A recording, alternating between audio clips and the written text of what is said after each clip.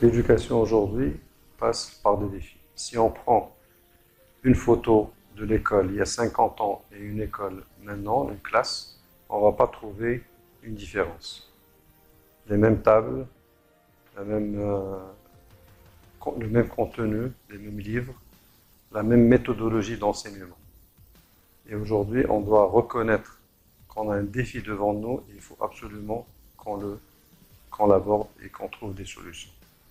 La première chose, on a une éducation qui est basée sur la mémorisation. On doit juste mémoriser et être testé pour notre mémoire, et surtout notre courte mémoire. Ça veut dire qu'on doit apprendre, on doit réciter, on doit passer l'examen et après, on peut oublier.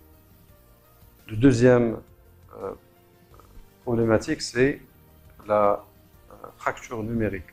C'est qu'aujourd'hui, il y a une grande différence entre les écoles qui ont adopté le numérique et les autres qui n'ont pas pu l'adopter. Le professeur refuse d'intégrer la technologie dans sa classe.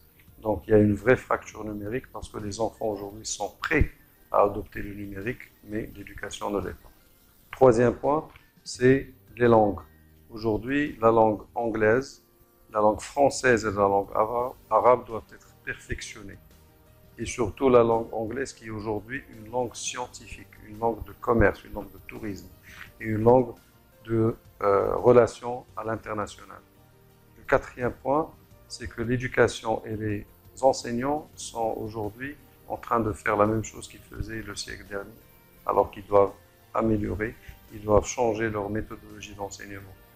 Le cinquième point, qui est le sport, qu'il faut l'adopter dans l'éducation. Il doit faire partie de l'éducation parce que l'enfant va être formé à faire partie d'une équipe. Le dernier point, c'est que l'éducation aujourd'hui ne peut pas être à la même vitesse pour tous les enfants.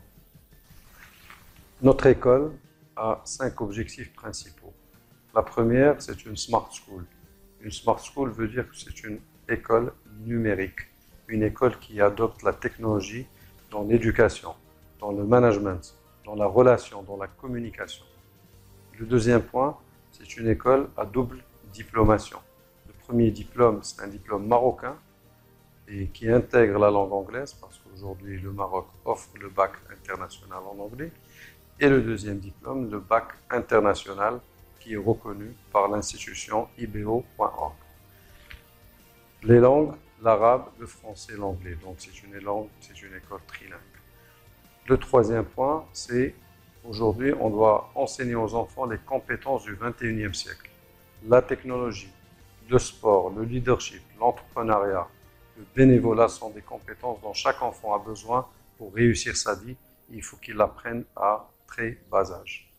Le quatrième point, c'est que l'enfant doit apprendre à vivre dans un monde international.